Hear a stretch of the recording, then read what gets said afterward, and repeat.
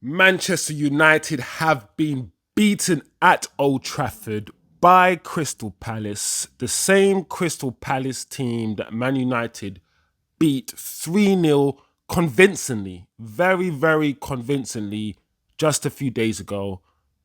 The B team, essentially the B Man United team beat the Crystal Palace team 3-0, but today we lose 1-0. Ten Hag brought back his players. Ten Hag brought back the Rashfords, the Brunos, and today we played worse. Today we played worse football than we played a few days ago. And yes, Crystal Palace had players return as well. Yes, they did. But so did we. We had our A team players come back and we played worse football. So today, guys, once again, we're going to have to talk about the manager. We're going to have to talk about the manager having favourites and how he sees these favourites and what these favourites bring to the team. We're going to have to talk about, once again, Rashford and Bruno, yes. And not just Rashford and Bruno, but the whole team. The players that managers picked today. The fact that United have shown, once again, that we do not play well against low blocks. And to be honest, the players that the manager picked today weren't conducive for that style of play. For me, weren't effective or aren't effective against low blocks. So once again, the manager is going to be very, very much a centerpiece of my conversation, of my analysis today. And essentially, we've seen this before. And today we look lackluster. We look like we had no idea. And these are the manager's players. So today, once again, at Old Trafford, we lost the game and it didn't even look like we could score. That is the problem. It didn't even look like we were going to score. We had players just not turning up today. There's a lot to talk about today. We're going to talk about Hoijlund as well. He's only a kid. He's only 20 years old. He's not ready to lead the line to start every game for Manchester United Football Club. He isn't. So there's a lot to talk about, guys. A lot. Grab your drink. Listen, I'm not angry. I'm not upset. I've got to the stage where I'm worried about Ten Hag. I'm very worried about Ten Hag and what I'm seeing of his decision-making, his style of football, and his selection. The way he's managing the players as well, the whole Sancho situation, the whole thing is now, it's not looking good. It's not looking good, bruv. That's all I'm going to say. So yeah, grab your drink, man. Let's thank you guys for tuning in.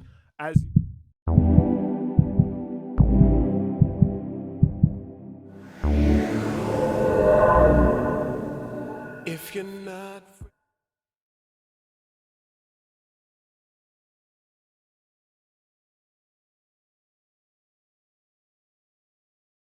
As usual, before we get into the details, guys, smash the like if you can, if you will. Please share the video, turn on notifications. If you want to subscribe below. It's a brand new football channel where after essentially every football game, every Man United game, I come on here and I express my thoughts, my analysis of the game, what went down, what went right, what went wrong, and why, in my opinion. And yeah, essentially a football therapy, a debrief. Call it a little debrief after the football game where we all can come and just express our views here. So yeah, today he changed the team, like I said, from the last game. So let's just go straight into talking about the lineup. He played the players that I thought he was going to play. Antony is back, so maybe it's too soon for Antony to be picked and selected and brought back into the team. I get that, but Pellistri maintained his starting lineup. I don't think Pellistri had an amazing game against Crystal Palace the first time round, but at the same time, I'm glad to see that he's been given another chance because you can't really show anything really without a run of games. You can't just play one game. You got to play 2 or 3 games in a row. You got to be given the same treatment, same chances and opportunities as someone else to really show who you are. So Pellistri, Hoijlund, Rashford, that was the front 3 that he went for. Mount and Bruno, well, Mount is back, so he went with he went with the midfield 3 that he started this season with, the midfield 3 that I think he's going to persist with And in my opinion, the midfield three that he's probably going to lose his job persistent with. The Mount, Casemiro, Bruno midfield three, where, you're going to have Mount and Bruno pressing really high up, high energy, this 3-1-6 formation that he's been trying to do with Casemiro at the base. Of course, the midfielders, the defenders would be Martinez and Varane, but Martinez is injured, so we started with Lindelof and Varane, Dalot on the right, and of course, the new signing, Amrabat on the left. So that was the formation that he started with. I've said this many times. Before we go into the analysis of the game, the first half and the second half and what went down, I'm going to say this, guys. The style of football that Ten Hag is implementing and trying to implement is not my style of football to watch. It isn't. That sort of high, he said it himself, transition, quick, back to front, more Liverpool-esque football, high press, high energy at the front. So you're relying on people's mistakes rather than your own guile to score goals.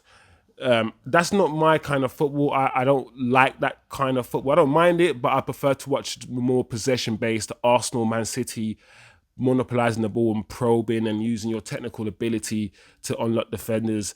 I prefer that style of football. I prefer a more technical game rather than the more physical, heavy metal, let's say Liverpool sort of style of football.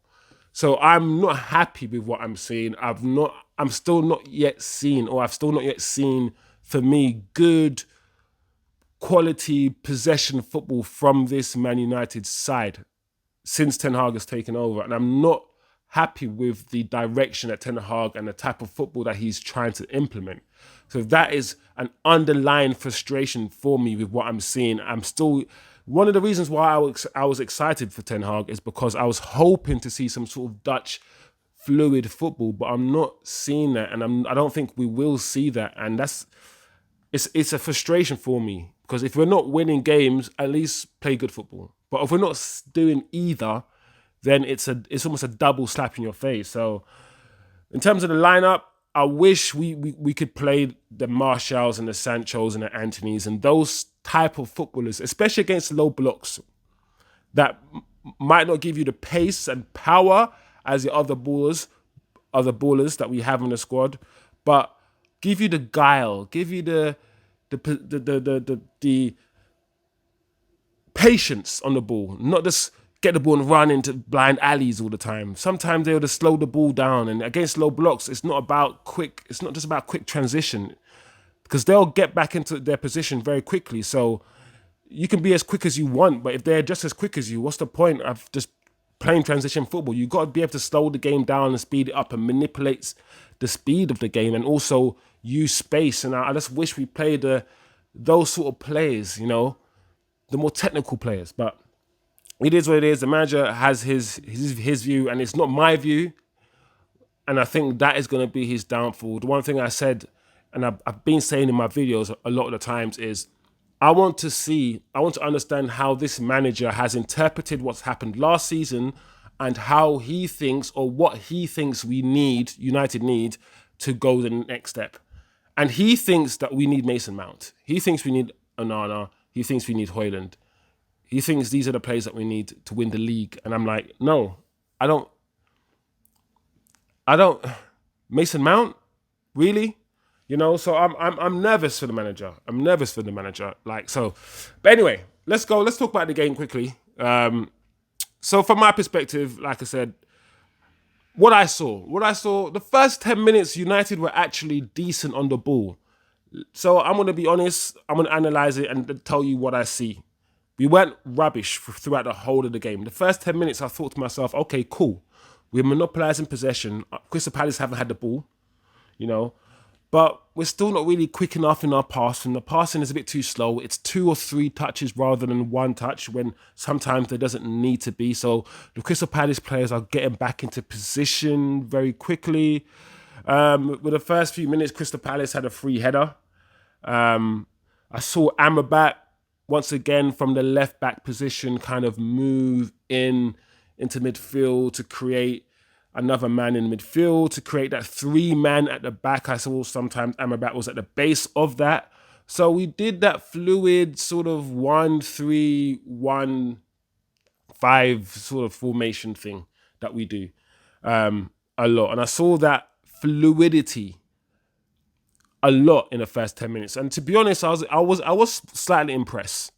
I was impressed because football isn't about sticking and standing in your position, because you're not going to score goals by just standing still. You have to move. And there's some players who don't like to move out of position, or when they're in different positions, they don't know what to do with the ball. But when I saw Amrabat and Lindelof and Casemiro just fluidly move in and out of position and occupy space as well, identify when space needs to be occupied and occupy the space, I was like, okay, cool. I can see something here.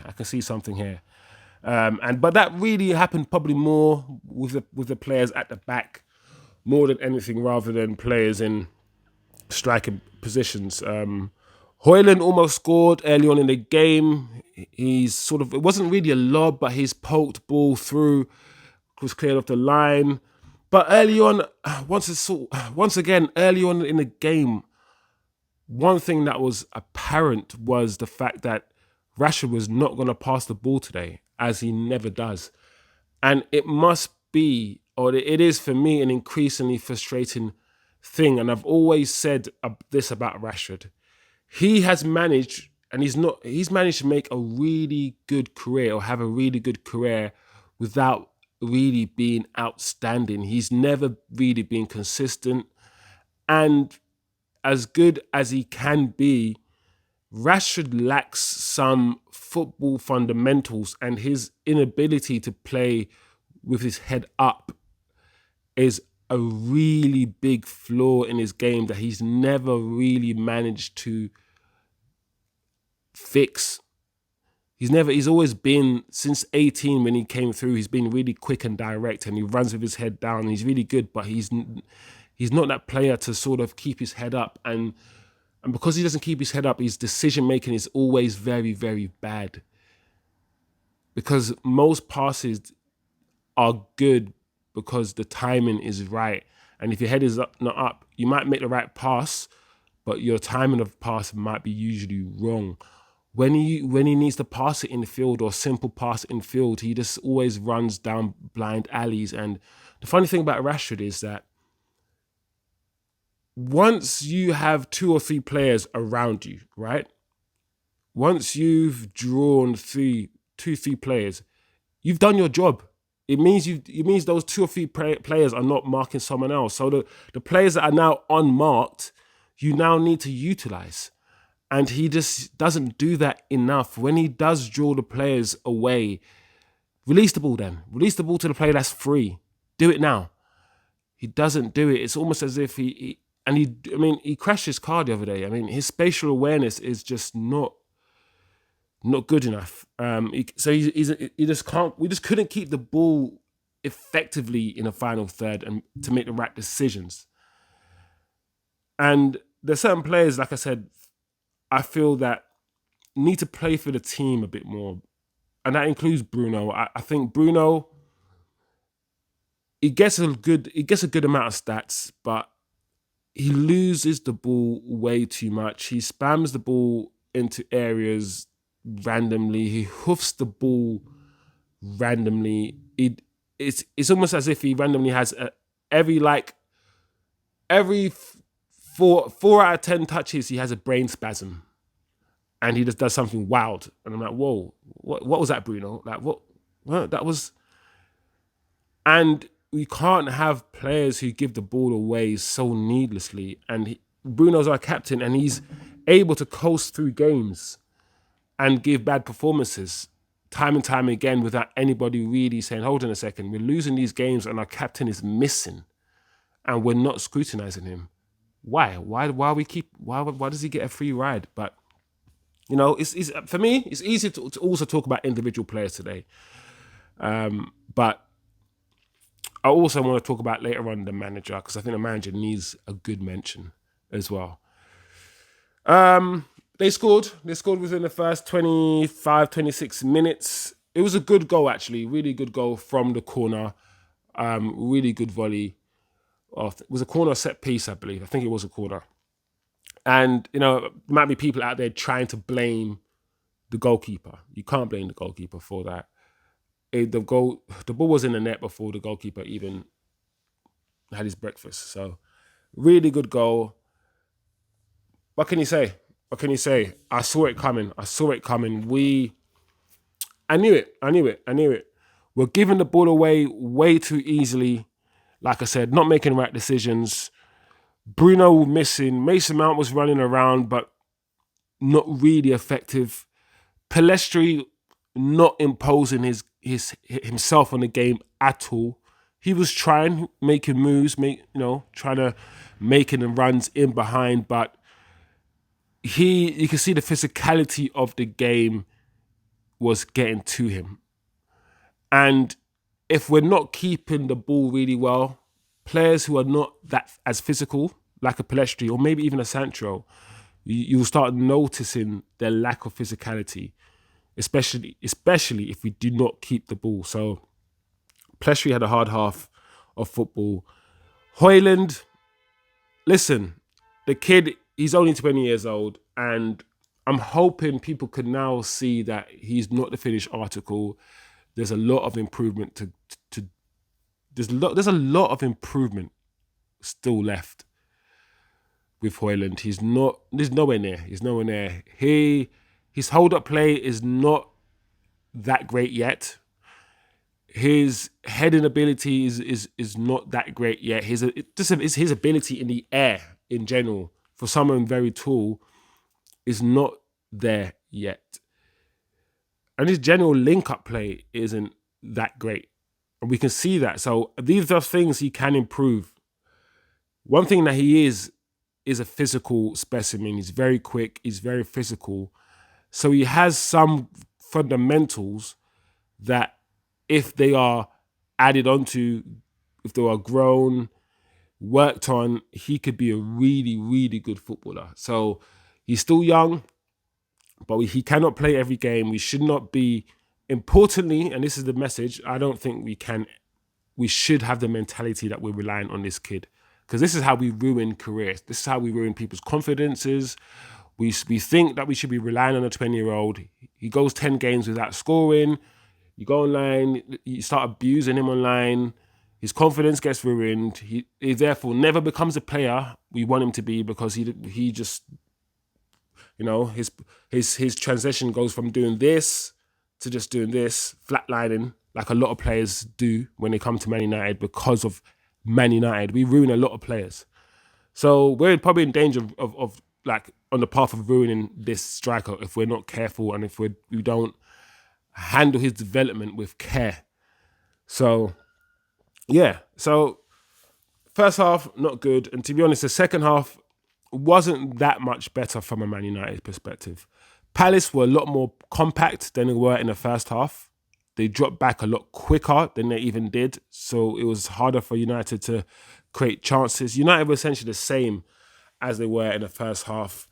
The second half started, I think Hoijlund had the header. That's when he had the header saved. We made subs later on. I think Garnacho came on for Pelestri. Martial came on as well for Mount, I believe. Even I think Rashford came off. Yeah, Rashford came off for Eriksen. So, but those changes as well, we've got to talk about the fact that for me, those changes should have been made earlier on.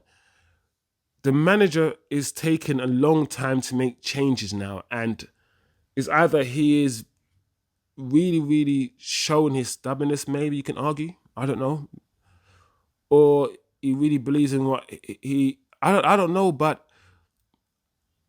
he's seeing what we're seeing. He's seeing the same thing that we're seeing. So why is he taking so long to make changes? It's not working. You have favourites. It's clear you have favourites. Sancho's come out and said he's been a scapegoat. The manager has favourites. He does. All I'm saying to you is this. Now think about this. Rashford has had 6 games all really terrible. If Sancho had 6 games in a row that bad, you would not hear the end of it. You would not hear the end of it. And that is what I'm talking about. Some players get chance after chance, get get picked game after game after game, play badly, time after time after time, play badly, and still get picked again and again, while other players get played in one game, don't play well, and are not seen again. And that is not, no matter what you think about, that's, as a principle, that's not right, because everyone in the changing room can see that. Everyone in the staff room can see that you have favorites. Everyone can see it. And when everyone starts to thinking that you have favorites, the morale can't be the same. The morale is like, okay, so no matter what I do, I'm not going to get picked. If that's the message you're trying to put across, what do you think happens to the morale in the dressing room? And for me, I think it's clear that the morale is definitely down. Look at the players' body language. I don't think the players are happy with their instructions. I don't think the players are happy with the manager. Nothing really changed. United had more possession of the ball. Maybe they probed a little bit better with Martial and Eriksen on the pitch. We also brought Donny van der Beek on the pitch. But at the same time, I'm thinking, if you're Donny van der Beek and Eriksen, and you're seeing people like, I don't know, you're seeing people like Hannibal play ahead of you, what are you thinking as well? What are you thinking? It's the manager, for me, is in danger of, I think he's in danger of losing the dressing room. He needs to understand who his best players are. Like, a lot of these players have got managers sacked before, and I don't even think the United fan base even know who the best players are. And it's not just these players, by the way. I'm just using them as an example. But say the Rashfords, the Brunos, right? Those are two of the fan base's favorite players. And they get picked all the time. But in my opinion, I think we need to build a team that doesn't have those two as a starting lineup. You can't win the league. You cannot win this league. And this is our ambition, right? To win the league. You cannot win this league with Rashford and Bruno as your main starting. That's what I think. I honestly believe that. Yes, in the squad, being used rotationally in the squad, but you cannot keep playing them even when they're not playing well. You have to play players and on merit. You have to. And too many managers have tried to build a team around these two, and it's not worked, because you can't build a consistent team around inconsistent players. These two players have never been consistent in any. Even when Rashford was scoring goals, his performances weren't consistent. He was scoring goals, and even he wasn't scoring goals consistently, because the last 2-3 months of the season he didn't score really any goals. His performances are not consistent. You need somebody who gives you like a 7 out of 10. You build a team around a Casemiro, around a Varane, around a Martinez, around a team of players that, give you 7 out of 10 in most games, but not this season, but in general. But Rashford will never give you that. Bruno will never give you that. He'll always give you, he might give you an assist, but the performance over the 90 minutes will probably be, sometimes it'll be 7, sometimes it'll be a 4. Even with the assist. The assist might just mask the performance. And these are the type of players that we're just building our team around, and we want to play possession football with players who can't keep the ball. We just basically need technically sound footballers first. I know that manager wants to play this high energy and high pressing and tackle and run back and play Hannibal, but you have to be technically really competent first and foremost. Let's go back to that as a basic, please. I don't know what else to say, man. I'm nervous. I'm scared for the manager. I don't know where we're going to pick up our next victory, really.